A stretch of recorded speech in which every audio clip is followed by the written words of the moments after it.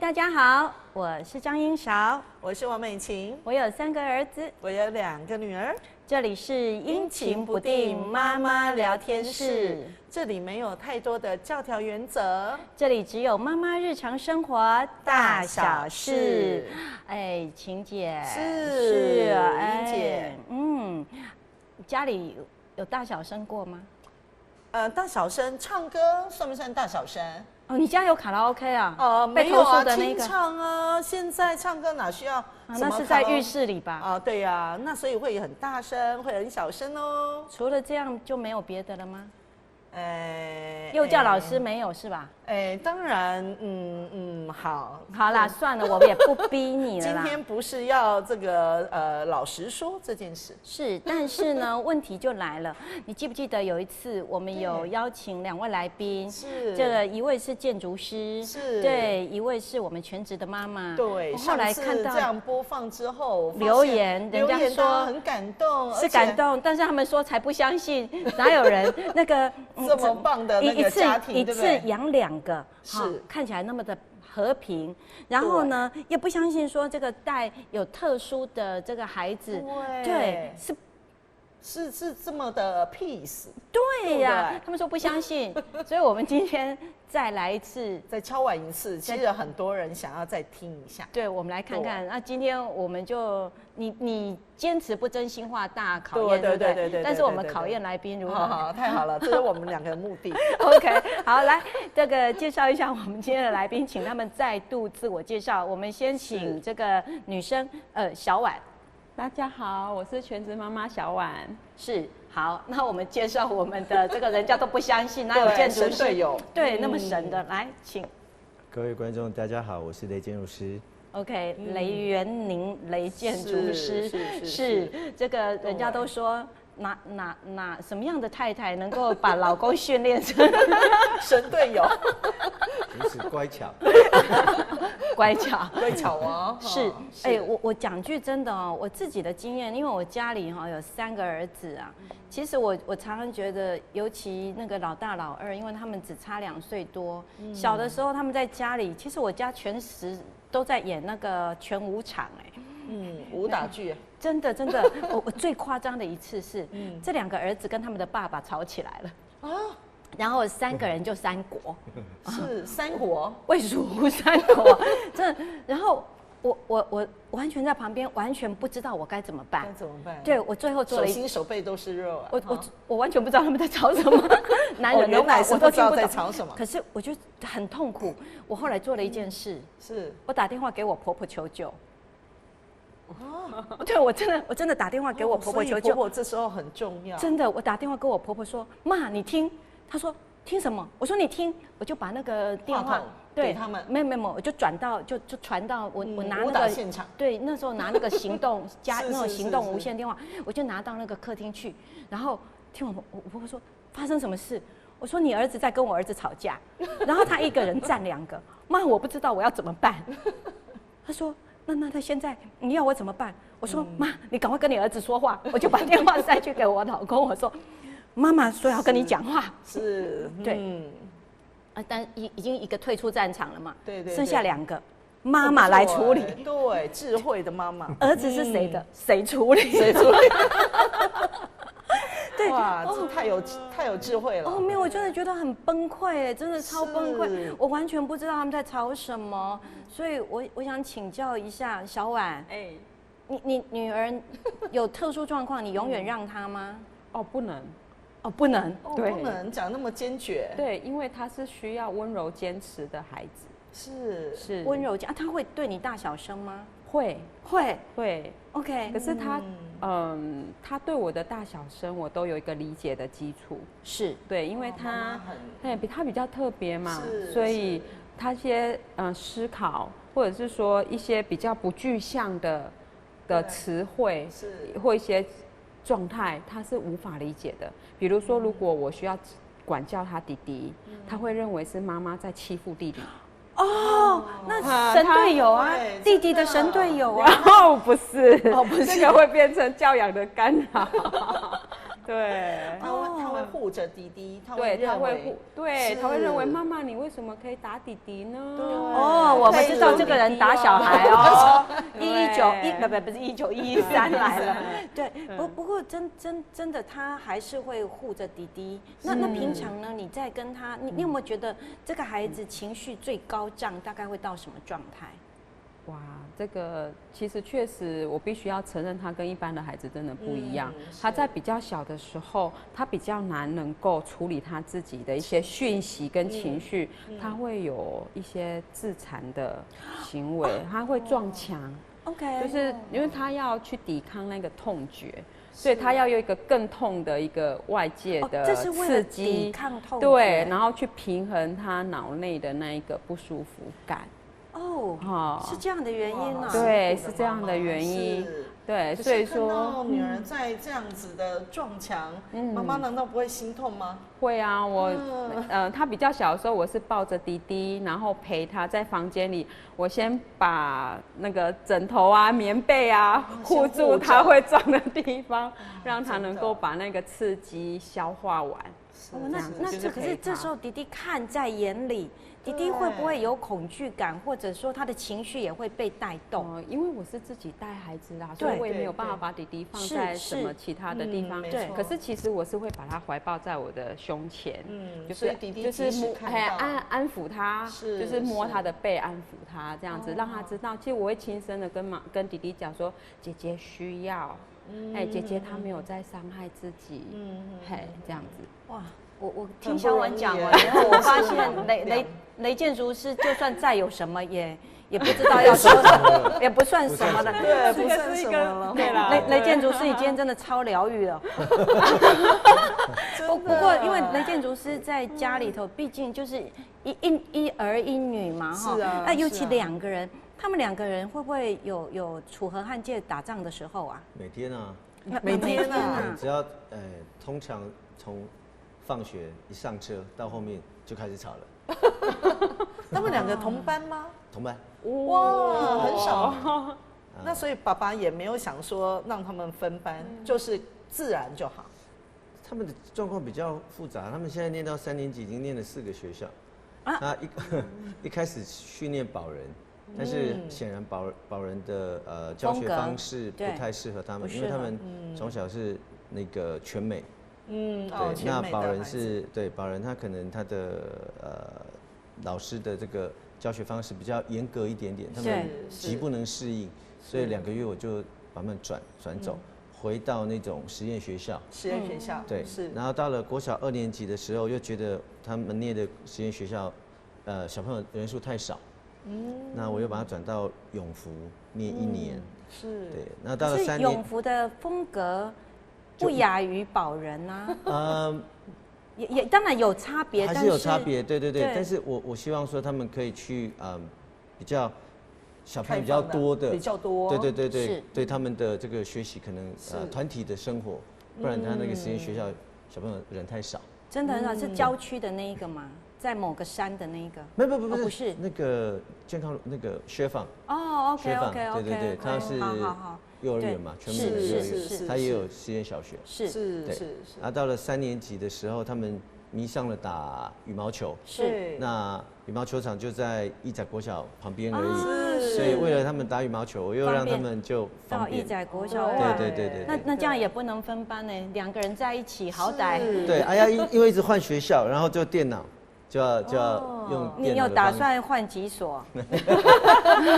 这个1、2、3、4、5、64间呢？这样子说真的，对家长来讲也是一个考验我觉得还好呢，其实都是在尝试嘛。对，我们家最不变的就是什么都会变来变去。最不变的就是什么都在变。对，我们很乐于尝试。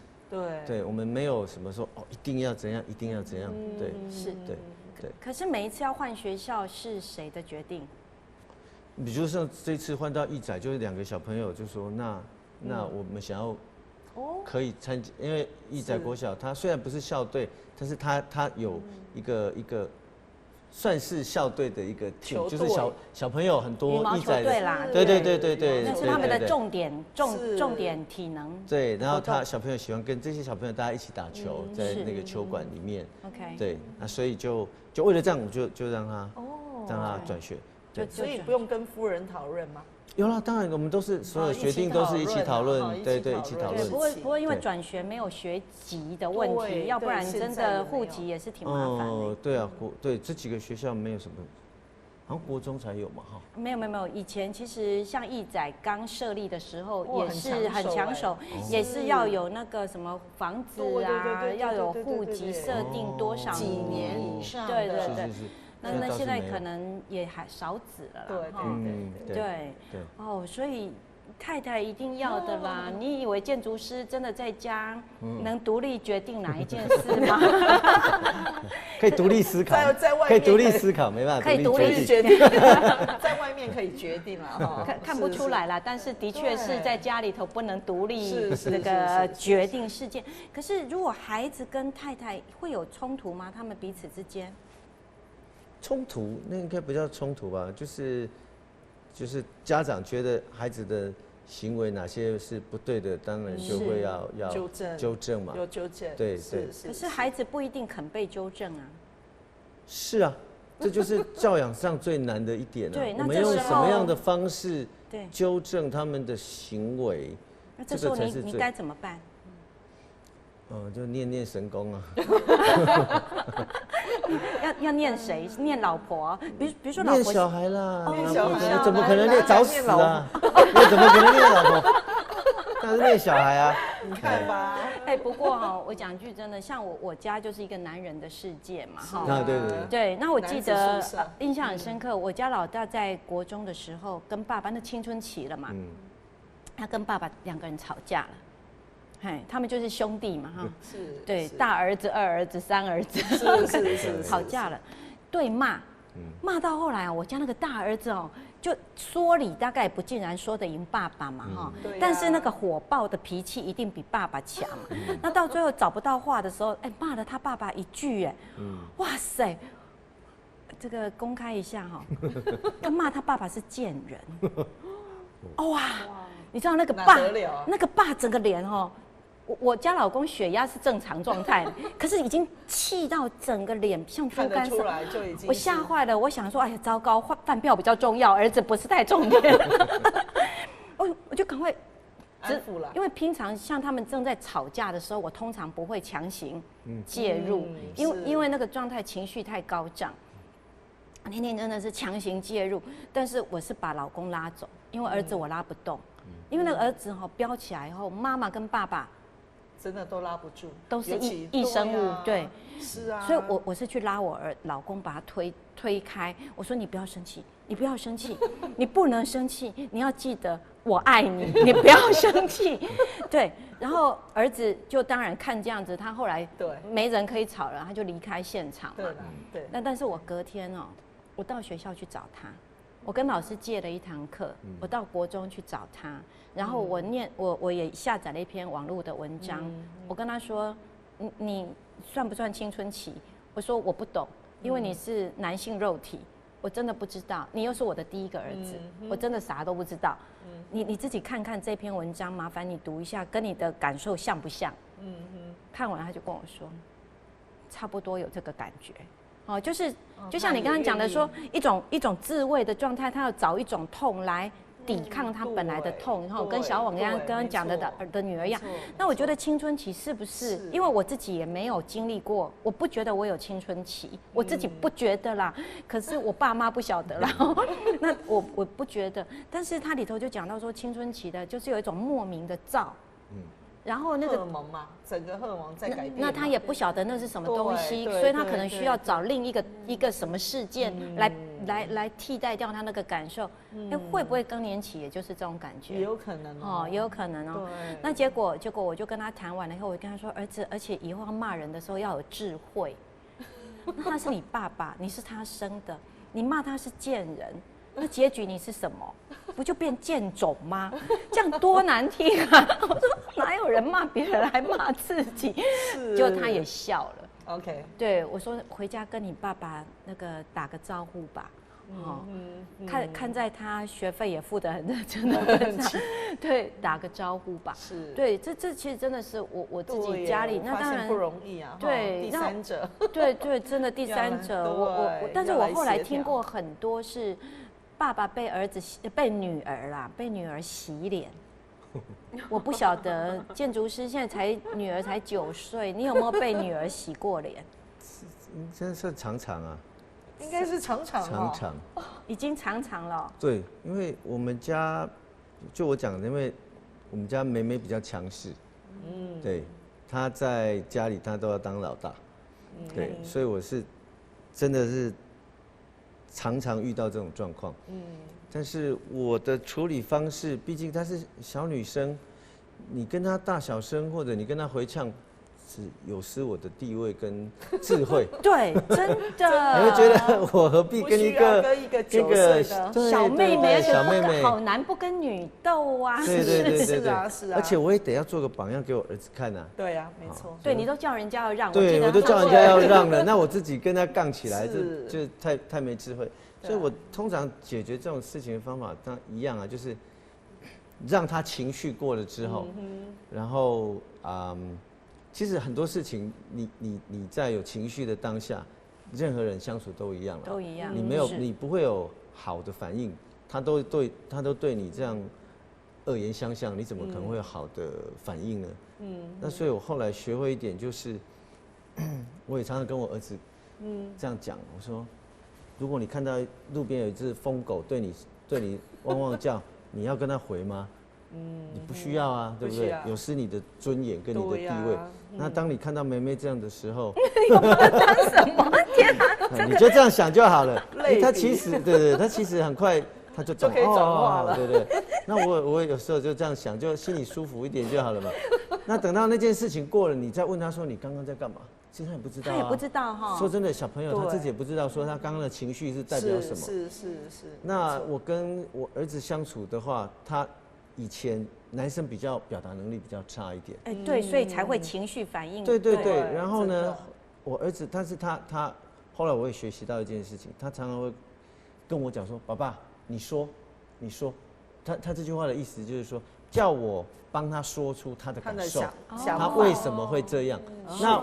那我就会说想办法了解。说你刚刚是什么样的情绪？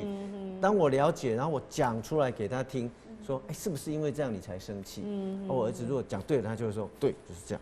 OK，那是不是我们双方都可以了解？对，我也了解他，然后他也把他的感受表达出来。所以后来我有发现说，其实小朋友很多的问题是因为他的表达能力不够。对，他觉得他跟大人之间，他觉得大人你不懂他。没错。对，那所以我们最好的方法就是先静下心来，不要为了他情绪爆发这件事情去看这件事情。是，对，没有错，他乱发脾气，他乱来，他乱讲话，这个是没有错，他的行为是不对，但是你应该要去看他背后。为什么他？对，刚刚发生了什么事情？他情感上受到什么样的刺激，让他有这样的行为？对，我觉得比较重点是。这时候我就要请问一下建筑师，您几岁当爸爸的？42岁嘛，哈，42岁当爸爸，所以我们所有的这个现场，我们所有观众朋友，大家记住一件事情，不要怕老来得子。我先生哈，因为他真的不到30岁就当爸爸，所以呢，有时候是自己也是血气方刚，对，然后再加上那种男生跟男生之间的冲撞。可是像现在哦，我家的先生在对我们家的老三，因为他也是40岁老来得子，对，哇，现在真的是超有智慧的，对，所以哈，我常常说现在人晚婚呐。那有时候就觉得说晚婚就不要生啦，其实不是哦，就是晚婚了才更要生，因为成熟的刚刚好。对，所以像我们雷建筑师为什么这么有智慧，就是因为42岁当爸爸，所以我们所有的观众朋友记得，42岁是当爸爸的好年纪。所以您现在如果还没到42岁，再拼一个吧，再拼一个，还可以啦哈。真的，有时候我真的觉得说，我们自己在跟孩子啊。尤其家啦，大家都说是一个讲感情的地方，不是一个讲道理的地方。可是你知道，人就这样子一集起来，大家都要讲道理。没错啊，大家都要认为我讲的都对嘛。对不对？爸爸妈妈，你们要听我讲啊！对啊，他也是有对的，你也是有对的，我们爸妈更对。所以有时候一个家子大家都在讲理的时候，就真的很讨厌。对，每个人都在讲道理呀，吼。对，真的，其实最后谁都没道理。尤其像小婉，你那个真的一点理都不能讲哈，还是现在已经可以了。一点理说对孩子还是对姐姐？对姐姐，他要讲对先生。先讲对孩子，再来讲对先生。对孩子呢，就是对我来说，能够给他一个正向的原则，是一开始就示范给他这件事情是很重要的。因为这样的孩子，你输入了什么，他就输出什么，他是我的一面镜子。哦，对，所以我把姐姐教好的时候，同时的弟弟他也在旁边，对，也教好了，所以在我们家比较没有什么灰色跟弹性，可是反而要。您这样子就有观众朋友其实在问说，你都没有觉得累的时候吗？因为听起来太理智了嘛，感觉好像所有的一切都已经准备好在那儿了。甚至于这么说好了，比如说小婉，你教姐姐教了很多次，如果姐姐还是没有办法学会，你脾气会不会一下子情绪就上来？可是那是我的啊，那是我的情绪。对，可是您都没情绪吗？你自己你就会消化了，因为我会自己去消化。我们不是要叫小婉哭，但是问题是出在说，因为看起来就是说，怎么能够把自己处理得这么好？对哦，因为我们真的会看到有很多的家长，别说有特殊小孩啦，对，一般小孩，你这个怎么不会呢？这个怎么不会？然后整个脾气就起来了，然后就说这个我不是教过你了吗？对啦，我儿子每次也就这样讲，你自己都不会教，还嫌我学不会。真的，以后有我是很刻意的提醒自己，不要在情绪中教养小孩。所以我才说，小婉你真的把情绪都往内吞呢。不行啊，必须花很多的时间。我自己这样子吞进去不健康呢。你都是我会自己去先，就是当跟孩子真的有我一定会有教养的挫折，或者是说小朋友真的是确实真的教很多次都没有办法学会的时候，我会让我自己缓和下来。我说等等哦，妈妈需要去喝杯水哦，我需要去喝杯咖啡，所以你会喊暂停？对，我会暂停，我会把自己抽离那一个状态，有一个停损点。对，不让自己在比较高涨的状态里。所以这真的是要养成一个习惯。对，这是一个习惯的养成。真的，我们都会希望就是说，家长只要跟孩子有一些冲突，就要离开现场，是真的是要离开现场，但是不是转头就走？人家有些说能转头，对，说暂停。但是这个暂停，孩子会愿意饶过你吗？他不会跟过来，持续要，还是他们已经习惯？我们家如果姐姐能够有跟过来的能力，我会很开心。所以姐姐没有跟过来的能力。所以各位妈妈或各位现场我们所有的爸爸都一样，如果你的孩子对你不依不饶，你一定要记住小婉这句话。他有跟过来的能力，表示很好，对，他是健康啊，对，表示他是正常啊。他如果能喊暂停就让你停了的话，那你也要担心呢。对，所以我觉得说孩子有能力挑战我们。挑衅我们，或者是有能力追着你跑，对，那表示他是一个很独立完整的个体，对，所以我们要高兴，对。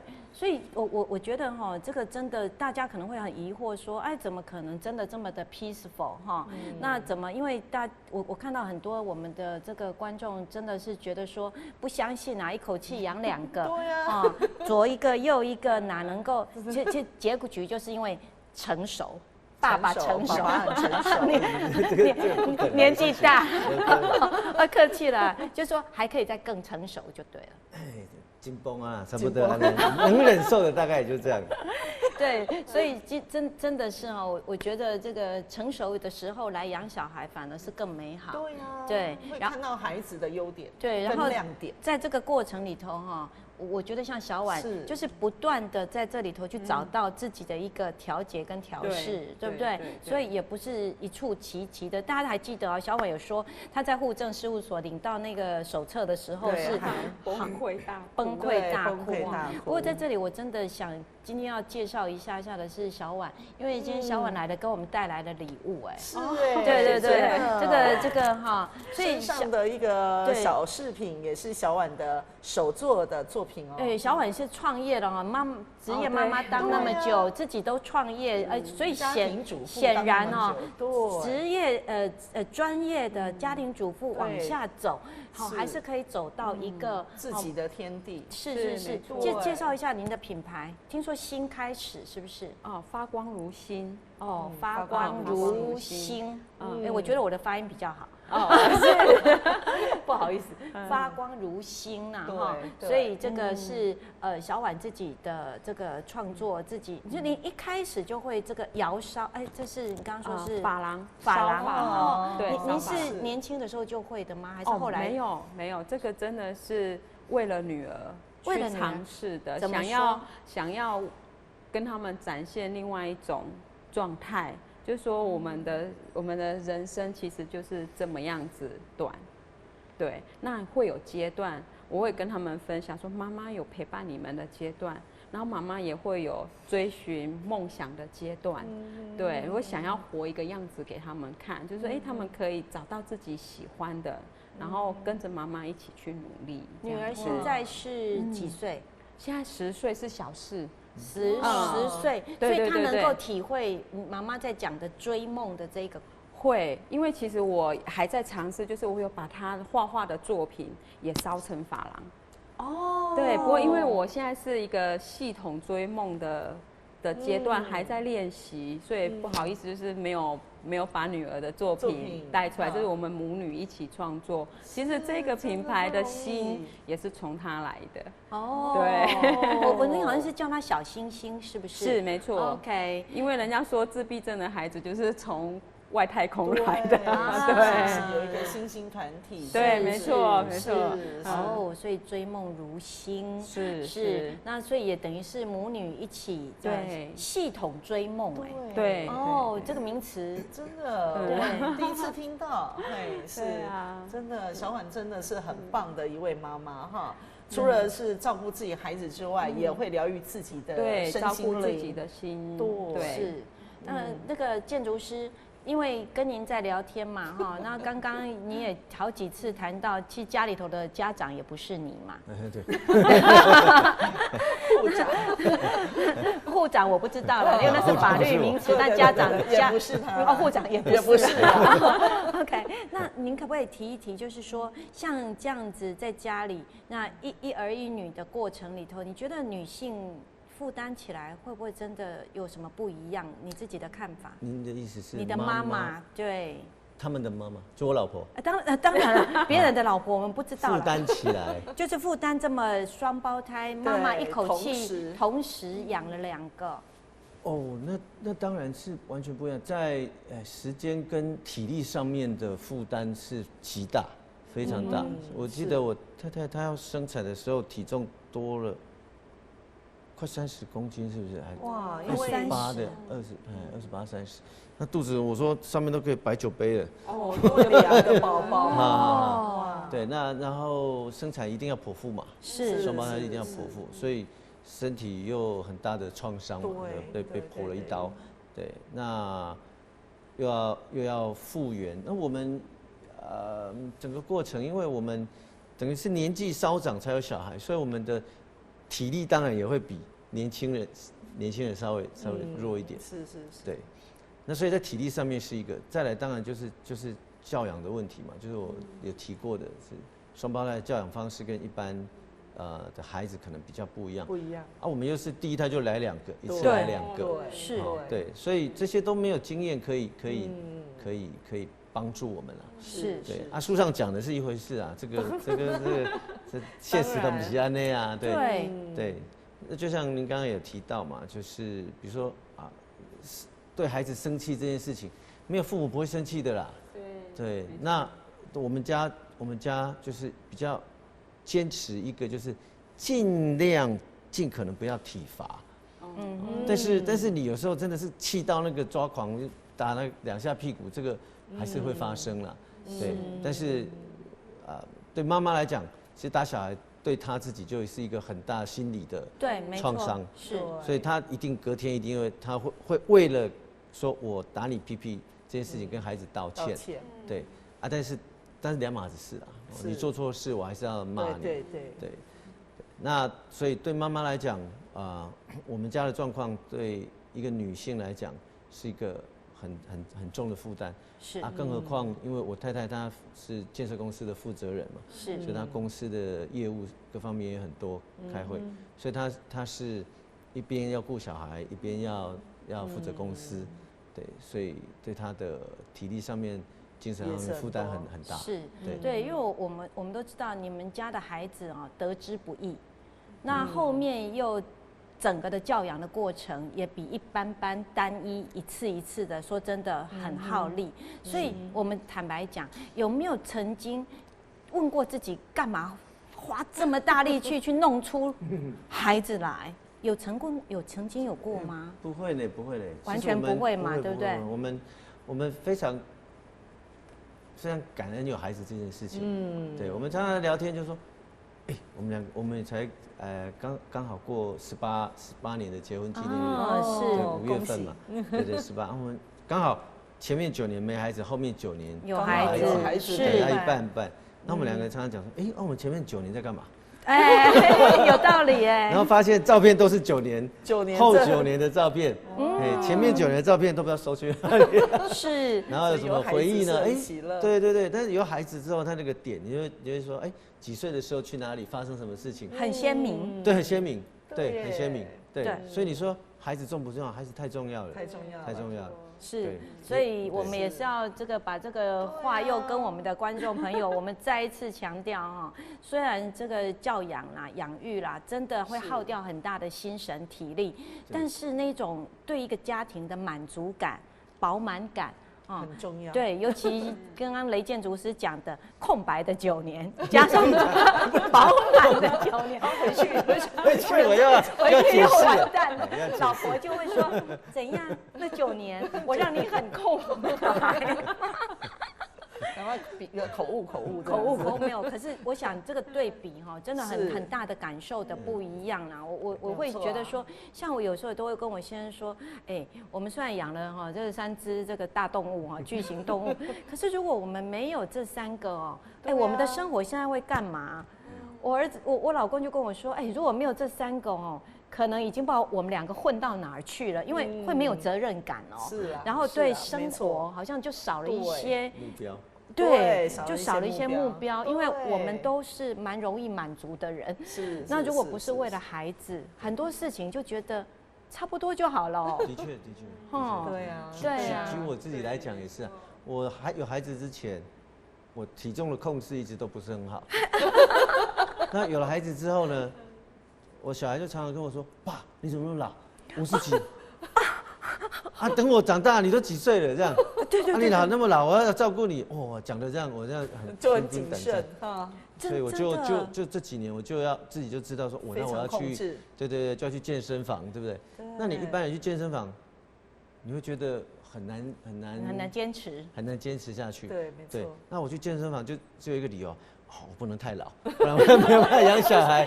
我是为了小孩，对，我需要体力。对，你有一个目标，你就比较容易坚持。而且万一被那个孩子的同学说：“你爷爷来了。”对，这样很尴尬，又很担心。这个我老3因为老3是我41岁的时候生出来的嘛。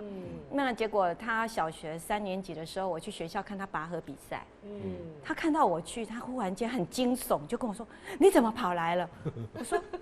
我说我来看你比赛。他说你不要来啦。我说为什么？他说等一下被同学发现你很老怎么办？我站在操场边呢，当下眼泪就掉下来了。我想说这是什么意思？哭点很低哈，我立马去找他老师投诉。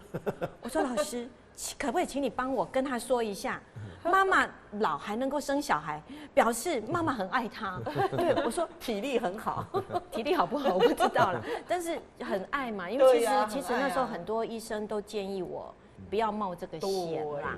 对，然后后来我回家还跟老大老二投诉，我说你们可不可以跟你们家的弟弟说一声，你妈到底哪里老？对，结果后来才弄清楚他的意思。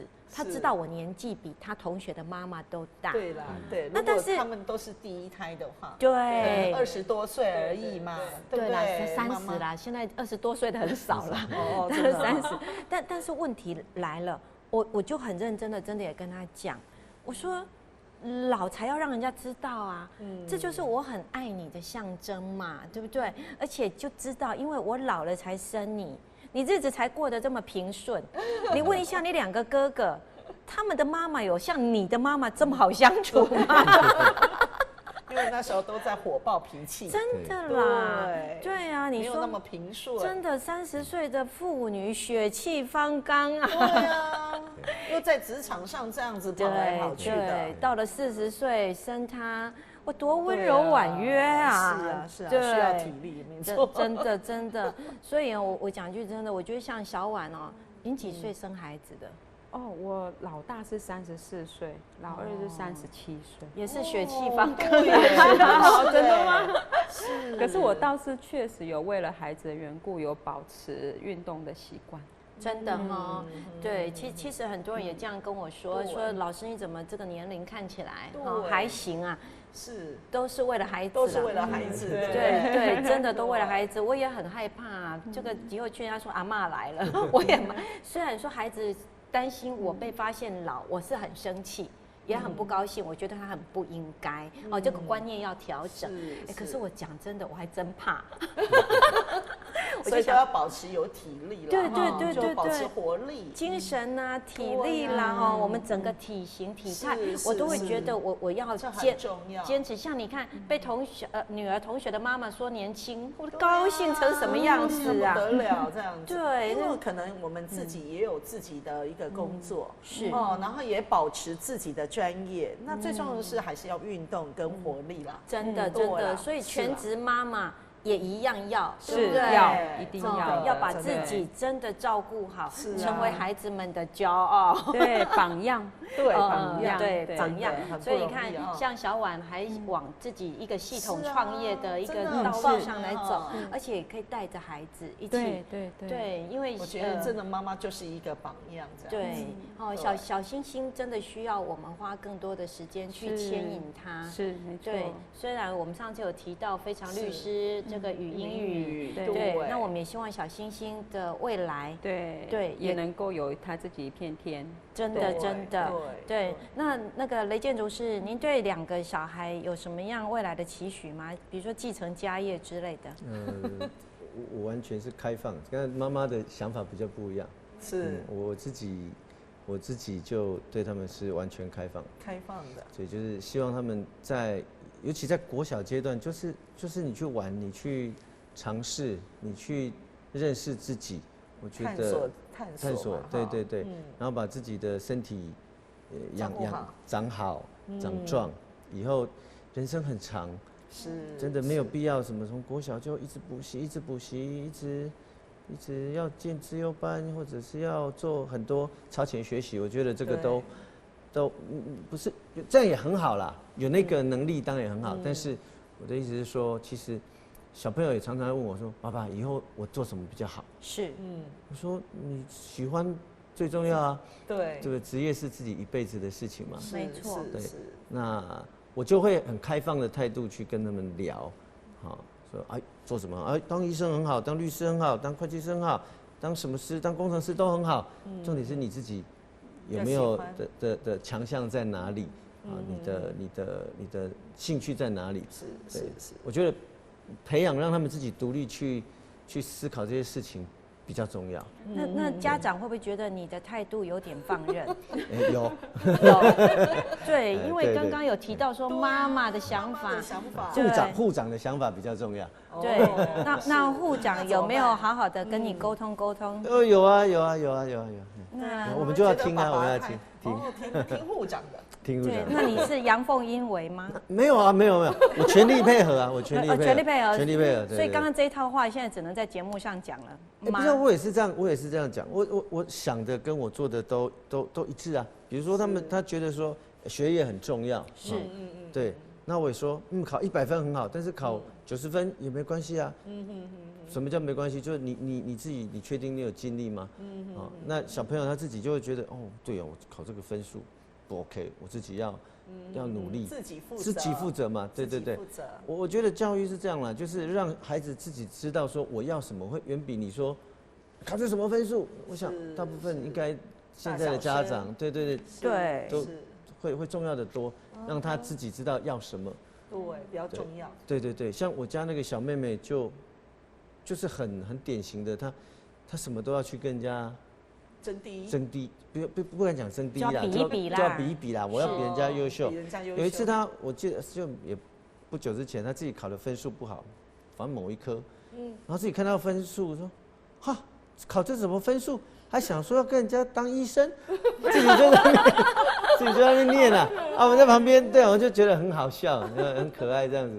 对，那他就自己有责任感嘛。对，我觉得培养孩子的责任感比什么都重要啊。是，对，他自己要什么，他自己想要什么，他自己哪里做的不好，他自己就会去想。比较重要的事情。对。没错，所以像在教养上面，当然就是可能难免你跟太太之间会有一点不一样。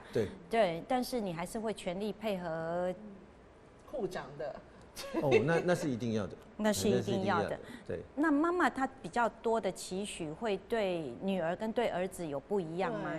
那甚至于在思考的时候，对，再追问一个问题：那如果妈妈跟小孩有一些冲突的时候，那建筑师怎么办？哪一方面的冲突？比如说，不管是这个功课，或者是学习，任何方面的学习。我们家倒比较不会有这方面的问题，因为才国小而已嘛，3年级，其实你一般就是把功课写完而已。对啊，我们家又不补习的，是，所以我们的要求其实很低啦，很低，所以你把功课写完，考试不要考那个很你自己看不下去的分数，这样子就好了。对，小孩子玩平板吗？看电脑吗？这是家里最大的问题。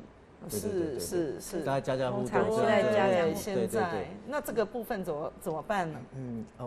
我们就用比较先放任他一阵子，然后呢就找个机会，说你已经这个太离谱了，讲出来应该没关系啦。就我儿子前阵子，已经有3次了啦，第3次就是他用平板还是用 iPhone。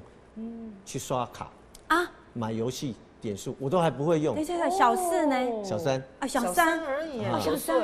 对，我都不会用，我不会啊。他竟然会用手机去买游戏的点数，因为他玩得很热嘛。对，他发现刷到爸爸的卡，对不对？对，刷到妈妈的卡。妈妈的卡。对，因为他们然后1次2次，到了第3次我们就忍无可忍了嘛。是。那但是就借这个机会，对，他也知道自己闯大祸了，因为1次2次已经3次了，那闯大祸之后呢，他自己就放下了，他说我不会再看开了，他自己说，那你要我上什么补习班我就去啦，你要我做什么我都听你的啦，对，他自己就好像就突然一夜之间就长大了，因为他自己知道他犯了很多不应该的，因为他已经答应我们不可以再这样子，对，那但是我们可以理解小孩啦，因为玩那个真的玩电动游戏啊，线上游戏其实很容易沉迷，对，你玩了1次玩2次，然后你又想要过关，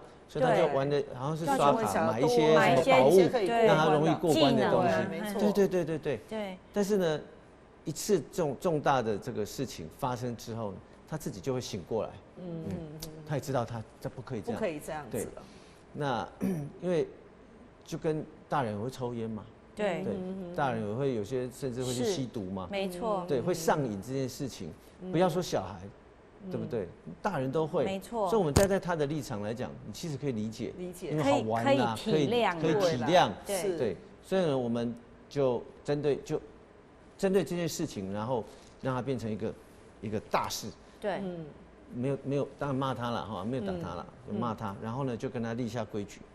从今之后你就别想再碰这个，那他自己就会知道说，他好像在戒断一样，他就知道这个事情已经不用谈了，对，已经不用谈了。那以后呢，他就跟电动无缘了。这样我就不会，就借着一个事件之后，他就这件事情跟他就无关了，不会再藕断丝连啊，每个地方，因为你如果让他藕断丝连。每天就让你对，再玩个半小时，再玩个1小时，对，然后就你还是没有办法让他真的干脆一口气，对，断干净，对。不过现在小孩3岁就科技能量这么高啊，3年级，我吓到有点大，3年级就已经9岁。小朋友玩这种都很快啦，他手气比我还会玩。玩是快，但刷卡也这么快。对，那个能力也很强。对呢。哦，我还没 follow 上，我这次要 follow 一下。我刚刚有点傻到都是不知道怎么言语哈。不过讲真的，我之前有听到我另外一个朋友哦，他也是就是刚刚就讲到这3C 哈产品的问题。我一个朋友都是火爆的一个状况。一个小孩也是跟家长吵到后来，你知道吗？他儿子就趁半夜偷偷摸摸的就不睡觉起来去弄电脑玩电脑，哇！然后妈妈都会知道说早上起来怎么觉得那个摆设哈不太一样，即使小孩都觉得摆得很好。对，可是妈妈就是不知道为什么，妈妈天生多疑嘛。对呀，对，妈妈就很容易发现孩子的一些敏锐度就很高，很高。是，结果他就一直觉得，然后他就问孩子，当然孩子死口否认嘛，哈。然后他把所有的那个电脑设定也都有规划回去，孩子的电脑功力有比我们好，很强啊。就他妈妈到最后受不了，就把家里装的密录。请人来装摄影机，不能让小孩子不是对偷偷装，孩子上学偷装，结果后来才发现抓到了，半夜就是都是小孩自己起床，然后在那里弄这些，所以我就说这有时候啊，这个对呀，现在这个破坏亲子关系，真的这些3C 产品哦，那之后妈妈是怎么跟孩子讲说抓到了，我有证据，是这样吗？他就跟他说，我告诉你，我很确认。你有，那你也不用再跟我讲你没有，哈，你心知肚明。这一件呢，我们没有共识没关系，但是我现在告诉你，我家里头的网路我要断掉，那所以呢，你在家里头你也不会有网路，所以你晚上还是安心睡觉吧，你就不用再起来了。我说他妈妈就跟他讲说，我本来是相信你。哦，那我也相信你这么大了，你会自律。你会自律。对，但是现在是这样，我觉得你的睡眠对你更重要。好，所以妈妈就把家里头的网路整个断这样子。那我是觉得说，这个真的是要很慎重的去谈呢，因为我们现在在教学现场，对不对？孩子放不下手机，很可怕呢。而且很多的教学老师也会希望他们要上网。去查资料。现在问题来了，孩子尤其在疫情期间回家都说老师说，我有时候不用回家啦，那就是直接在电脑前。没有，疫情的时候没有上学啊。对，不是现在也还会啊，现在也还会就是。因为他们现在已经很习惯，对，就是开网络作业。有时候我就在想，孩子其实不需要这么早有网络作业。我真的是这么觉得。那疫情时间是不得已嘛？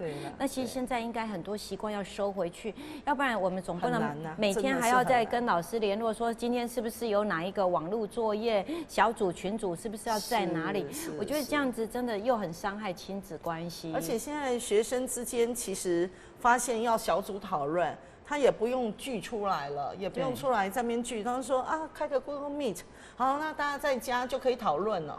是啦，但是也不晓得，我常常有时候那时候孩子在上课嘛，我们自己学生也在上课嘛，我就发现根本就不是在家里啊。是啊。对啊，也不知道他们到底在哪儿，在干嘛。有时候真的，我会觉得自律能够当然最好。可是有时候真的不太容易，尤其孩子在成长的过程，就刚刚建筑师说的嘛，大人都不一定能自律了，何况是小孩哈。拉扯之间就很破坏亲子关系。我前一阵子看到一些网络的讯息，说很多妈妈就是回来，然后看那个短影音。看到那个鱼啊，都尖叫了啊！后来看到都什么忘了要煮饭菜，忘记把电锅给按下去，还有人忘了去接小孩。对，因为真的会呢，就这么一滑，时间就过掉了哈。对，只是说小星星会有3C 问题吗？其实我反而是持另外一种看法，是因为我们以前成长的世代。资讯的能力没有那么的普遍，可是现在却是他们的未来，所以与其去禁止他们，不如是教会他们认识到一件事，那是工具。对，那因为像我们家小星星就比较特别嘛，他本来语言就不是很好，表达就不是很好，在人际互动上就会是弱项。那我就会希望他能够有另外一个可以说话的管道，所以使用3C反而是我是有另外一种想法去引导他。这个重点是父母亲你要在他的身边，你要知道他在一些，这才是重点。对，你要化整为零的去陪伴，让他们去意识到，有意识的去意识到他们正在使用这一个工具。像我们家小星星，他就我自己是觉得他真的是一个很有福气的孩子，他就是遇到有一个特教背景的团队，愿意教导他怎么样使用3C 绘图，怎么样使用3C 从2D 转3D，他就知道说原来他的画不是只有纸跟笔。他可以使用电脑，他可以使用网络，他可以截图，对，他可以去裁切声音，然后去配搭。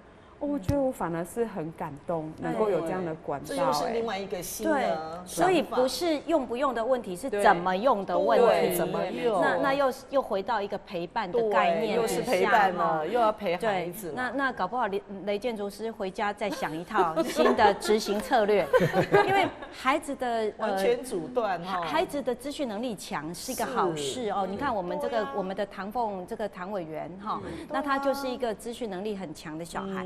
那孩子资讯能力好，当然没有问题，但是我们可能恐惧他，然后就觉得一切2断，对，反而也不见得全部都禁止这样子。对，所以可能另一个角度来看看如何去引导，让他们确认把它当成工具，而且要从早一点开始。其实像我看到很多大学生，像我们在学校也会跟学生说嘛，那是你的工具，甚至尤其我们学传播的人来讲，那叫生财工具。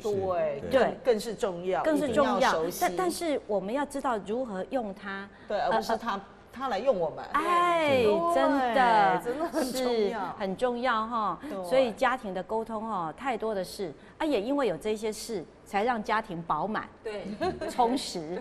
对，那节目最后呢，我又要把球丢到我们建筑师身上，是请建筑师帮我们做个小结语。那个建筑师，我超爱他的表情，每次他都好可爱。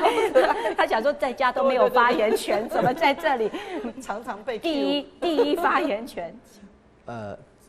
今天的主题是针对什么冲突吗？还是对家庭里头的这些价值观啊、火爆啦，或者对，我们大人老是会觉得说孩子不懂事。对，那好像我们就比较懂事，是，不要太高估自己，太高估。我觉得家长不要太高估自己，是，对，我们只是年纪比较大的小孩而已。OK， 我喜欢这句话，对耶，是，我们永远都要学习，是对，所以我觉得是要你跟孩子的冲突里面，你要去看到那个事情的本质。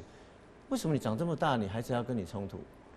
好对不对？为什么你都长这么大了，孩子还找你麻烦？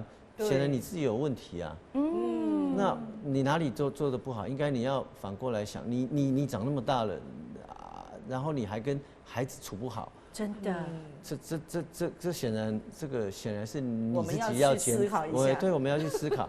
那方方面面每个家庭的状况不一样，但是我觉得最重要的是，你要跟孩子一起来面对这个问题，你也不要担心冲突，你也不要怕冲突。